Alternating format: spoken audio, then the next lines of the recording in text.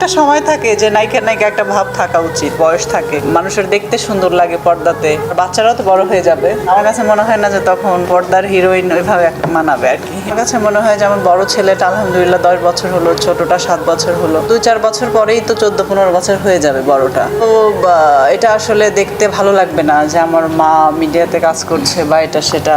অবশেষে মিডিয়া জগৎকে বিদায় জানাচ্ছেন চিত্রনায়িকা বর্ষা। ইসলামের পথে ফেরার ইঙ্গিত। ঢাকায় চলচ্চিত্রের জনপ্রিয় অভিনেত্রী বর্ষা কি আবার অভিনয় জগৎ থেকে সরে দাঁড়ানোর প্রস্তুতি নিচ্ছে? সম্প্রতি দেওয়া এক বক্তব্যে এমনই ইঙ্গিত দিয়েছেন তিনি। বর্ষা বলেন, একজন নায়িকার একটি নির্দিষ্ট সময় থাকে, একটা সময় পর্যন্ত পর্দায় নায়িকা হিসেবে মানায়, দর্শকদের কাছেও ভালো লাগে, কিন্তু সময়ের সঙ্গে সঙ্গে মানুষের জীবনের অগ্রাধিকার বদলে যায়। তিনি জানান, বর্তমানে তার সবচেয়ে বড় ভাবনা পরিবার এবং সন্তানদের ঘিরে। বর্ষার ভাষায়, আমার বড় ছেলে এখন 10 বছর, ছোট ছেলে 7 বছর, আর কয়েক বছর পর হয়তো তারাও বড় হয়ে যাবে। তখন আমার কাছে মনে হয় না যে নায়িকা হিসেবে কাজ করাটা আগের মতোই মানানসই লাগবে। অভিনেত্রী আরও বলেন, সন্তানদের ভবিষ্যৎ, পারিবারিক মূল্যবোধ এবং ধর্মীয় চর্চার বিষয়গুলো এখন তার কাছে সবচেয়ে গুরুত্বপূর্ণ।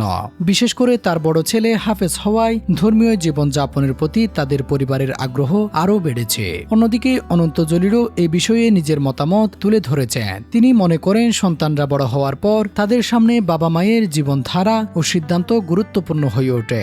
সে কারণেই পরিবারকে বেশি সময় দেওয়ার বিষয়টি এখন অগ্রাধিকার পাচ্ছে। তবে বর্ষা অভিনয় জগৎ থেকে আনুষ্ঠানিকভাবে অবসর নিচ্ছেন কিনা সে বিষয়ে এখনও চূড়ান্ত ঘোষণা আসেনি। একইভাবে অনন্ত জলিলের মিডিয়া ছেড়ে দেওয়ার বিষয়েও স্পষ্ট কোনো তথ্য পাওয়া যায়নি।